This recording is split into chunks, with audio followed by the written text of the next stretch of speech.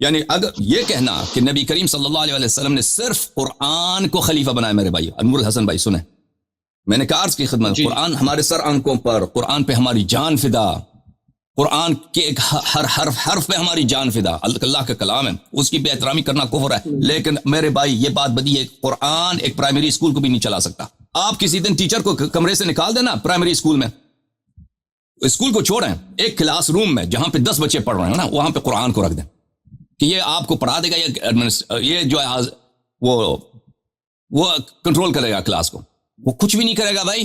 قرآن میں چیز یہ کام ہی نہیں ہے، قرآن کے کیا مذاق بنا ہے، قرآن کا یہ کام نہیں ہے کہ وہ نبی صلی اللہ علیہ وسلم کے فرائض انجام دے دے، لیڈر کے فرائض انجام دے دے۔ یہ کہنا کہ اللہ رسول اور اللہ تعالیٰ نے صلی اللہ علیہ وسلم اور اللہ جل عظمتوں نے قرآن کو جانشین بنایا ہے، یعنی کسی کو جانشین نہیں بنایا ہے، یعنی وہی بات کہ امت پہ ظلم کیا ہے، اور یہ بالبتاہا وہ باطل بات ہے۔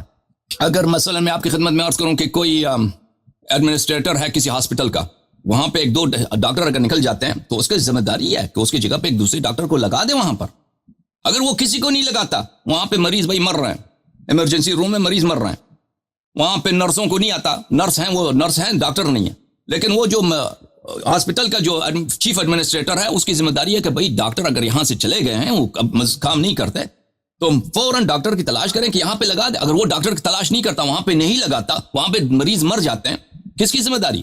وہ ایڈمنسٹریٹر کی ذمہ داری ہے کہ بھئی اس نے وہاں پہ ڈاکٹر نہیں لائے، کوالیفائڈ ڈاکٹر لانے چاہیے، جس طرح کیونکہ وہ مریضوں کی جان بچا دے۔ اسی طرح نبی کریم صلی اللہ علیہ وسلم دنیا سے جا رہا ہے، وہ ہمیشہ کے لیے جا رہا ہے، وہ ایک لیڈر ہے، اس کے بعد لیڈرشپ کے فرائض کون انجام دے گا؟ یہ اللہ کی ذمہ داری ہے۔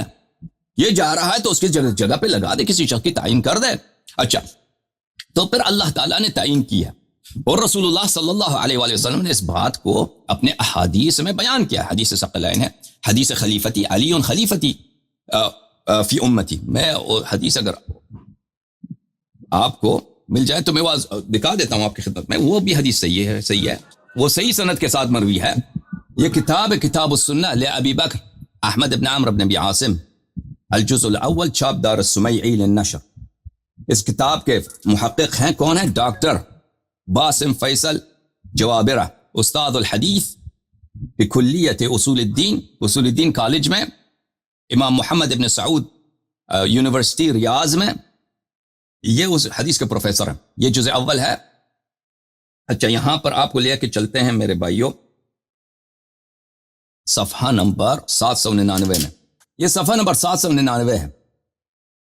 یہ حدیث دیکھیے، حدیث 1222 عن ابن عباس نے روایت کیا، قال رسول اللہ صلی اللہ علیہ وآلہ وسلم، رسول اللہ صلی اللہ علیہ وآلہ وسلم نے اپنے بھائی امیر المؤمنین علیہ السلام سے اس طرح فرمایا، انت منی بمنزلت ہارون من موسیٰ، تو میرے سے وہی رتبہ رکھتا ہے جو ہارون موسیٰ سے رکھتا ہے۔ ہارون موسیٰ سے صریح قرآن کا لفظ، اخلفنی فی قومی، میرے قوم میں تو میرا خلیفہ ہے، اخلفنی فی قومی، تو میرے قوم میں میرا خلیفہ ہے۔ وہی نسبت جو ہارون کو موسیٰ علیہ السلام سے تیرا مجھ سے ہے، الا انک لست، مگر یہ کہ آپ جو ہیں لست نبیا، نبی نہیں ہے، وانت خلیفتی فی کل مؤمن بعدی، اور آپ میرے جانشین ہیں، انت خلیفتی۔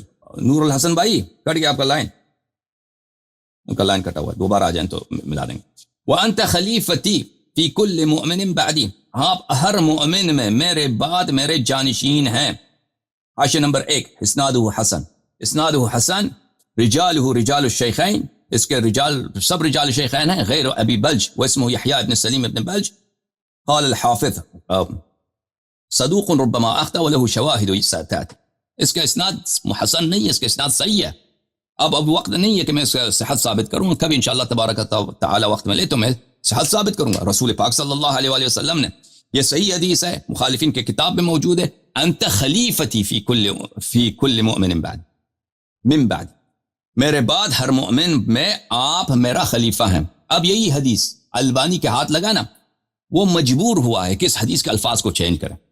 وہ اپنے کتاب ظلال الجنہ میں بے نہایت بے شرمی کے ساتھ اس حدیث کے الفاظ کو چینج کر دیتا ہے، کہتا ہے اس نہ کہ تحقیق کر کے مصادر سے نکال دیتا ہے، نہیں، کہتا ہے اس الفاظ کے ساتھ میں نہیں مان سکتا، یہ حدیث صحیح ہے، یہ حدیث صحیح ہے، لیکن اس کے الفاظ میں اس طرح بدل دیتا ہوں۔ ٹھیک ہے نا؟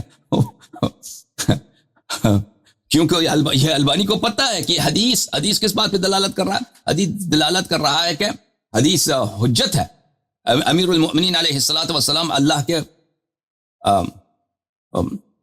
نبی کریم صلی اللہ علیہ وسلم کے خلیفہ و جانشین ہیں. بلکہ میں وہ دکھا دیتا ہوں آپ کو، کوئی ایسی بات نہیں ہے. کتاب السنہ تالیف الحافظ ابن ابی عاصم، اور اس کے ساتھ ظلال الجنہ فی تخریج السنہ تالیف محمد ناصر الدین الالبانی، چھاپ المکتب الاسلامی. یہاں پر ملاحظہ فرمائیے عزیزو، صفحہ نمبر 565 میں آپ کو یہ حدیث دکھا دیتا ہوں. اس نے حدیث کے الفاظ اس طرح چینج کیے ہیں. عن ابن عباس قال رسول اللہ صلی اللہ علیہ وآلہ وسلم انت منی بمنزلت هارون من موسیٰ الا انك لست نبیا انه لا ينبغي ان اذهب الا وانت خلیفتی. اس جملے کو اس نے اضافہ کیا، یہاں پر لے کے آیا، یہاں پہ اضافہ کیا ہے. کہتا ہے مجھے یہ کہاں سے ملا؟ یہ مسند احمد میں ملا ہے. وہ دوسری حدیث ہے، اس سند کے ساتھ ہے ہی نہیں وہ حدیث. میں آپ کی خدمت میں دکھا دیتا ہوں. وہ اچھا ملاحظہ فرمائیے کہ اس نے البانی نے یہ فقرہ اس میں اضافہ کیا، انه لا ينبغي ان اذهب الا وانت خلیفتی فی کل مؤمن بعدی، اسناد حسن ورجاله رجال الشیخین. یہاں پہ حاشیہ نمبر 1 میں کیا کہتا ہے؟ سقطت من الاصل، یہ اصل میں سے، اصل حدیث میں سے جو میں سے یہ زیادہ یہ ساقط ہو گیا تھا. مجھے مسند احمد سے ملا ہے. وہی زیادت ہامہ اذ بدونها يفسد المعنى كما هو ظاہر. اس زیادت کی وجہ سے حدیث کا معنی فاسد ہو جاتا ہے، امیر المؤمنین علیہ السلام کی جانشینی ثابت ہوتی ہے. تو اس لیے مجھے وہاں سے لانا پڑا. یہ کہاں سے لے کے آتا ہے؟ اس کو مسند احمد سے لے کے آتا ہے. میں مسند احمد میں یہ حدیث آپ کو دکھا دیتا ہوں کہ وہ اور حدیث ہے. ملاحظہ فرمائیے، وہ اور حدیث ہے. وہ حدیث ہے عبداللہ ابن عباس کی حدیث. یہ مسند احمد ابن حنبل ہے، چاپ دار احیاء التراث العربی، جو چھپی ہے سنہ 1994 میں بیروت لبنان میں. یہاں پر مسند احمد عبداللہ ابن عباس میں، مسند عبداللہ ابن عباس صفحہ نمبر 544 میں، یہاں پر حدیث 3052 میں اس وہاں سے اس نے نکالا ہے. بل حدثنا فلان فلان انی جالس الى ابن عباس اذ اتاه تسعة رحت فقالوا یا ابن عباس اما ان تقوم معنا و اما ان تخلونا هؤلاء. یہ آگے جا کر آ جاتا ہے. پھر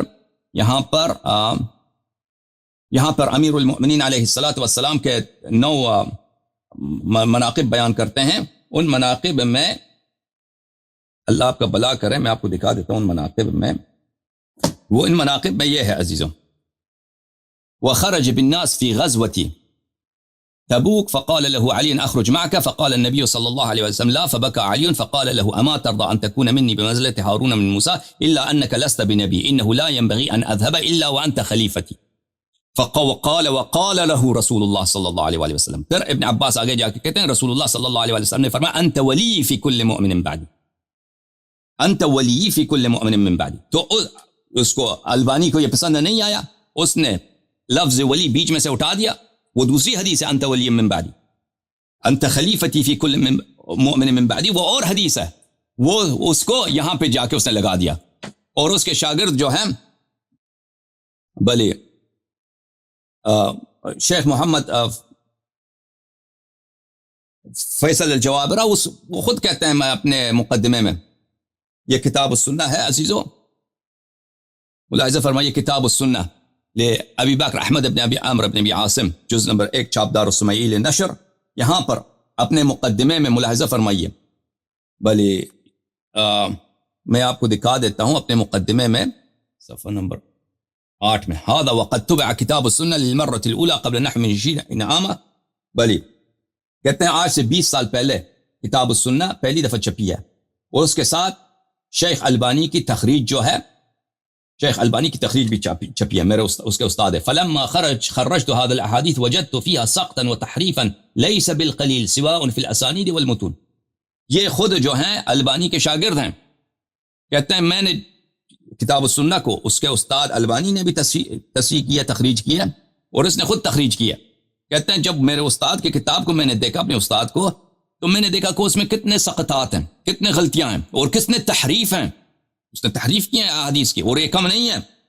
وعندما راجعت المخطوط وقابلت ما وقع لي تأکد لی ذلك وتوثقت منه، اور جب میں نے مخطوطات کو دیکھا، کتاب السنہ ابن ابی بکر ابن ابی عاصم کی، میں نے مخطوطات دیکھے تو مجھے زیادہ یقین آیا کہ یہاں پہ اس البانی کے چھاپ میں تحریفات بہت زیادہ ہیں.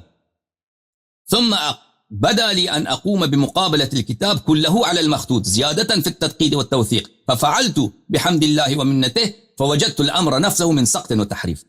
پھر میں نے البانی کی کتاب کو اول سے لے کر بائی بسم اللہ سے لے کر آخر تک میں نے مخطوطات کے ساتھ اس کا مقابلہ کرایا، تو میرے لیے ثابت ہو گئی کہ البانی کی کتاب میں بڑی تحریفات ہیں. البانی کے کتاب سنہ میں بڑے تحریفات ہیں. اس میں تحریفات میں سے کیا ہے؟ اس نے اسی حدیث کو تحریف کیا ہے البانی نے. وہ اور حدیث لے کے آیا ہے کتاب مسند سے، جو ابن عباس کی بہت طویل حدیث ہے، اس میں سے الفاظ کاٹ کاٹ کر کے اس حدیث کے بیچ میں ڈال دیا ہے. وہ کیا ہے عزیزو؟ آپ کی خدمت میں عرض کریں کہ کون سی حدیث ہے؟ ابھی ہمارے بھائی نور الحسن صاحب تشریف لا رہے ہیں تو ان کے ساتھ گفتگو کریں گے. وہ یہ ہے کہ رسول اللہ صلی اللہ علیہ وآلہ وسلم نے فرمایا انت منی بمنزلت ہارون من موسیٰ الا انک لست نبیا وانت خلیفتی فی کل مؤمن بعدی. انت خلیفتی، وہ حدیث حسن ہے، اور حدیث حسن حدیث صحیح کے اقسام میں سے ایک ہے. آپ میرے خلیفہ ہیں ہر مومن پر میرے بعد. کہنے کا مقصد یہ ہے عزیزوں کہ رسول پاک صلی اللہ علیہ وآلہ وسلم نے جانشین تعین فرمایا. کیوں کہتے ہیں جانشین تعین نہیں کیا؟ انت ولی فی کل مؤمن من بعدی، یہ بھی جانشینی کی، میرے بعد آپ ہر مومن کے ولی ہیں. یہ ہو ہی نہیں سکتا کہ نبی صلی اللہ علیہ وسلم کے وفات کے بعد وہ مؤمنین کے ناصر بن گئے، ان سے پہلے ناصر نہیں تھے، دوست نہیں تھے. انت ولی فی کل مؤمن من بعدی، یہ بھی ولی سے واضح قرینہ ہے. من بعدی یہ واضح قرینہ ہے کہ میرے بعد آپ مومنین کے سرپرست ہیں.